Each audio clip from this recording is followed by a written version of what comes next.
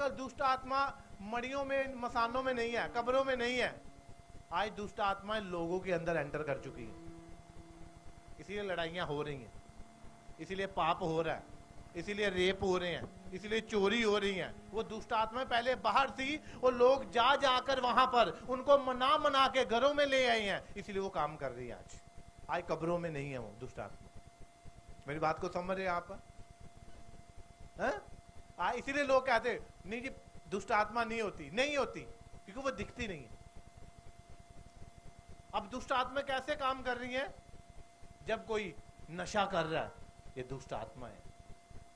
अगर डॉक्टरी इलाज होता या काउंसलिंग देने से होता तो हर घर से नशा छूट चुका होता, हर जो पत्नी है वो बड़े अच्छे से रहती। मेरी बात को समझ आ रही कि नहीं आ रही? आज दुष्ट आत्माएं कहां हैं? मना मना के घर चले आंदी दियां, घरों में आ चुकी है मना मना कर। अब वो बाहर कहीं नहीं मिलेंगी, वो आज लोगों के अंदर मिलेगी, वो लोगों के अंदर। आज इसीलिए अब विरोध हो रहा है, आज इसीलिए दुष्ट आत्माएं हैं जो लड़ रहे हैं, गुस्सा कर रहे हैं, सही को गलत कर रहे हैं, ये दुष्ट आत्मा है। क्योंकि दुष्ट आत्मा कभी नहीं मानेगी। आप शैतान से जितना मर्जी बहस करो, आप कभी नहीं जीत पाओगे दुष्ट आत्मा से। शैतान ना, मेरी बात को समझ रहे हो? मोहल्ले में लड़ाइयां होती कि नहीं होती? गांव में लड़ाई होती नहीं होती? और तू जादू टोना किता, कहते तू किता, कभी वो मानेगी? मने आज तक किसी ने? बोलो। चोर कभी नहीं बोलता है हाँ मैंने चोरी की है। कभी क्या चोर ने मन्या कभी मैं चोरी की थी? कभी शराबी ने कहा कि हाँ मैं शराब भी किए आज? कभी मेरा राज्य इस संसार का राज्य नहीं है, आत्मिक राज्य है मेरा। ये आत्मिक है। यीशु मसीह क्या है? आत्मिक। हालेलुया। कौन सा राज्य है? आत्मिक राज्य। इसीलिए आज लोगों को समझ नहीं आ रही, नहीं जी ऐसे कैसे हो सकता है? मनुष्य से कुछ नहीं हो सकता, परमेश्वर से सब कुछ हो सकता है। मैं आपको बताता हूं कि आज कोई जब लेडीज, लड़की जो प्रेग्नेंट होती है मैरिज के बाद, तो उसके गर्भ में जो हड्डियां कौन डालता है? बोलो।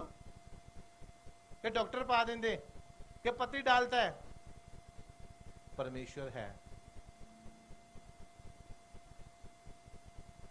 यीशु मसीह आत्मिक लाइफ देने के लिए आए।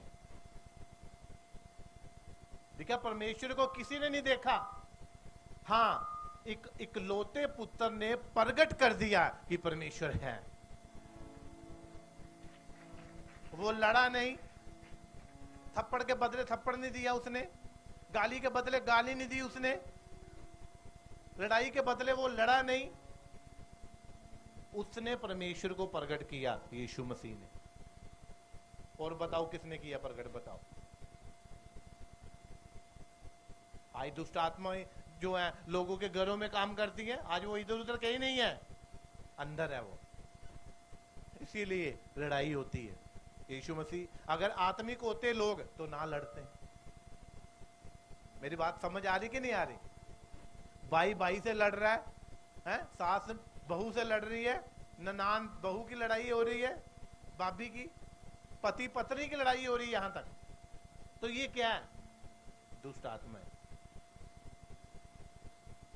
जिनके अंदर है वो कभी अंगीकार नहीं करेगा कि दुष्ट आत्माएं होती हैं, क्योंकि उन्होंने अंदर है। शराबी कभी नहीं कहेगा हाँ मैं शराब पीता हूं, कभी नहीं कहेगा। व्यभिचारी कभी नहीं कहेगा हाँ मेरा बाहर चक्कर है किसी के साथ, कभी नहीं कहेगा वो। चोर कभी नहीं कहेगा हाँ मैंने चोरी की, चोर कभी नहीं कहेगा। हालेलुया। तो शैतान कभी नहीं कहेगा, हाँ? दुष्ट आत्माएं कभी नहीं कहेंगी। अगर काउंसलिंग देने से नशा छूट जाता तो बड़े बड़े पढ़े लिखे लोग हैं अपने बच्चों को काउंसलिंग देके नशा छुड़ा सकते। नहीं जी पुत्र, आता तेरी घर वाली है, वो समझ थोड़ा जिया, ये तेरे बच्चे हैं, तेरी तो बच्चे। क्या समझता है वो? बोलो, समझता वो जो दुष्ट आत्मा स्पिरिट है नशा करने वाली।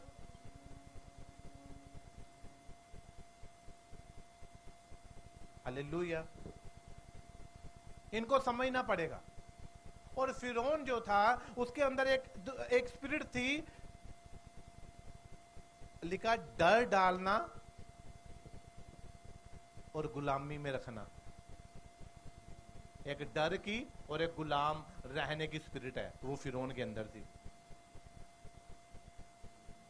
हालेलुया। समझ आ रही कि नहीं आ रही? फिरौन ने इस्राएलियों को डरा के रखा हुआ था, काम भी करवाता था, मगर जब काम कम करते थे या विरोध करते थे तो उनकी पिटाई करवाता था। वो कर कुछ नहीं सकते थे क्योंकि वो कमजोर थे, दलेर नहीं थे। उनको पता हमने खाना भी इसी से है, रोटी भी यही देगा हमें, दिहाड़ी भी यही देगा हमें। ये डर का आत्मा है और इसको निकालना पड़ेगा, आपको भगाना पड़ेगा, इसके साथ लड़ना पड़ेगा आपको।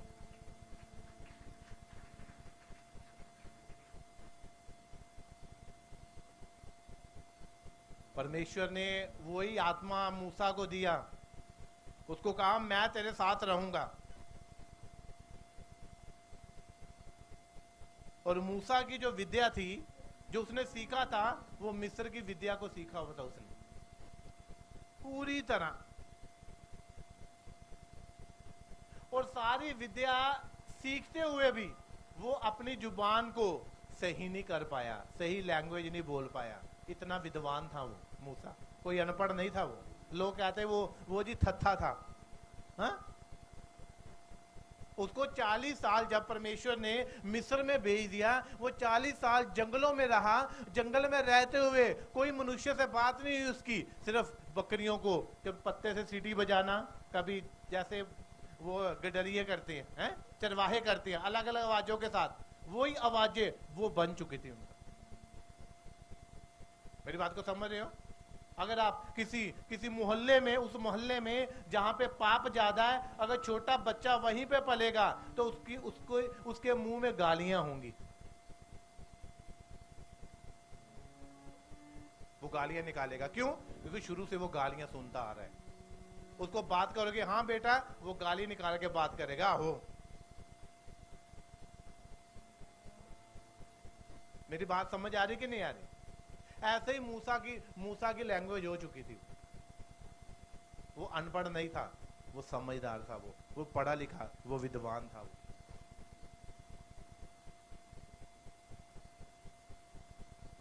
और बाइबल कहती है जिसके मन में जो है वही उसके होंठों पे आता है।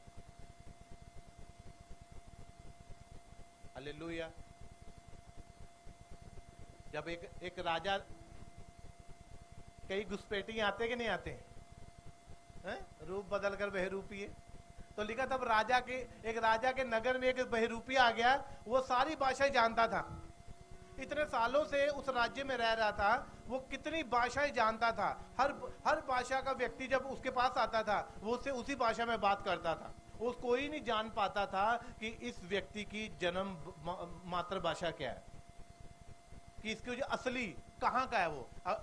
मेरी बात को समझने के समय, कोई बंगाली आता है वो बंगाली भाषा बोल लेता, अगर कोई मराठी आता है वो मराठी भाषा बोल लेता,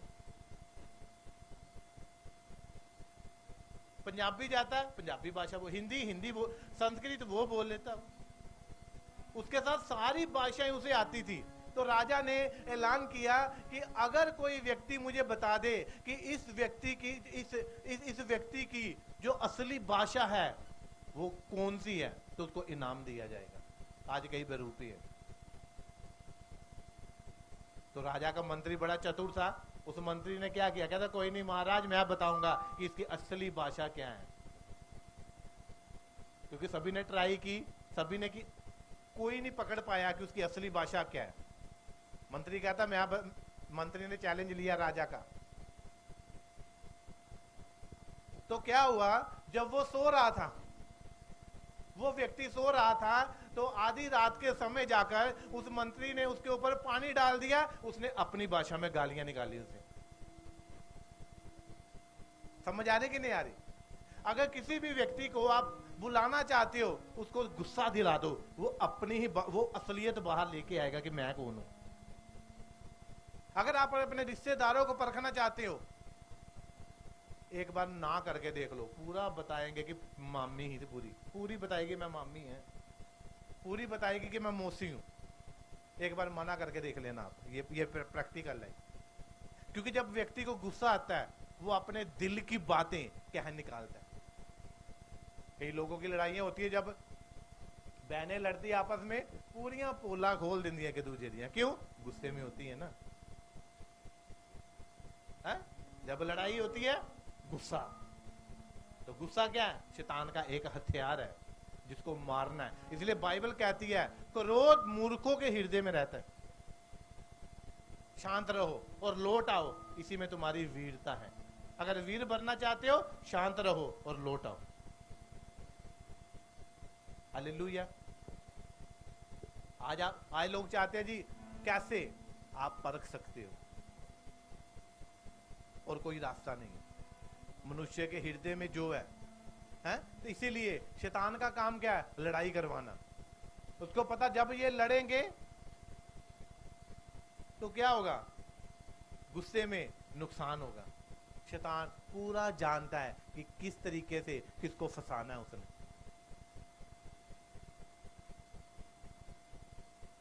हालेलुया।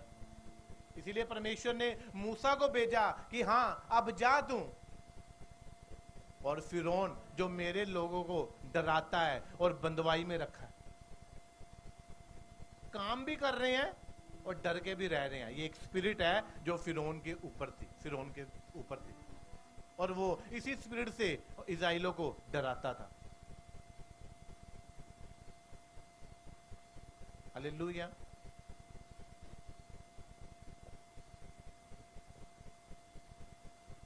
तो जब मूसा परमेश्वर के लोगों के पास गया,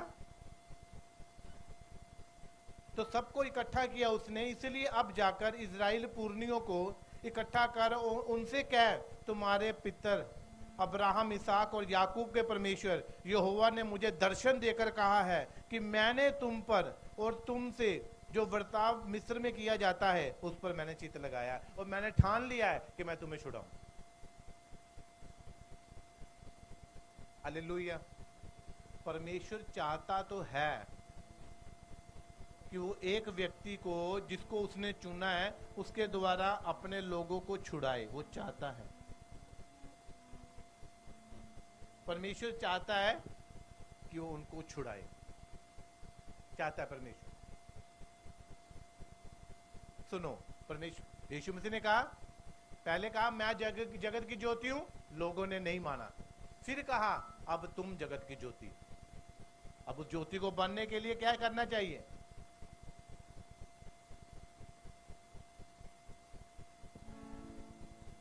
परमेश्वर ने मूसा को एक उजाला करके भेजा। बोलो आमीन। परमेश्वर ने मूसा को एक बल्ब बना के भेजा,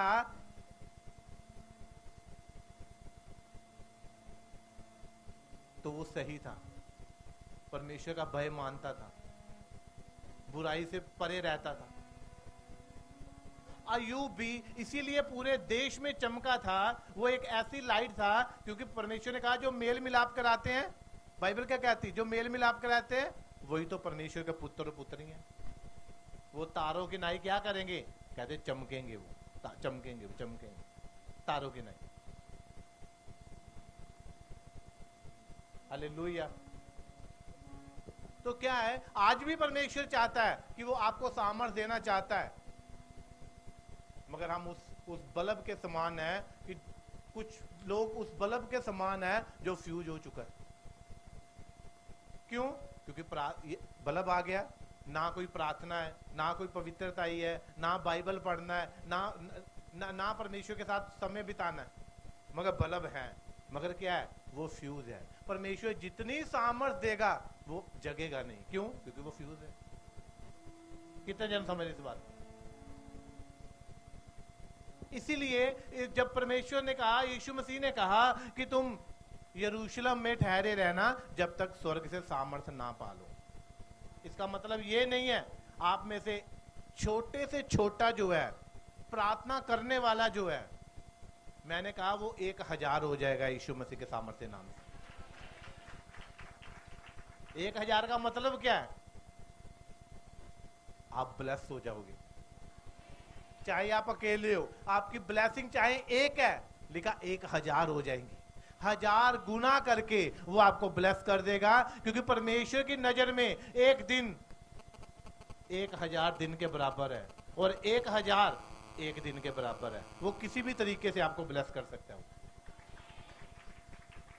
हालेलुया। कितने जन समझ रहे हैं इस वचन को आज? और क्या हुआ? 120 जो जन थे परमेश्वर के, वो एक कमरे में बैठे हुए थे। हाँ जाना पढ़ा सबने बाइबल में? वे एक ही कमरे में बैठे हुए थे।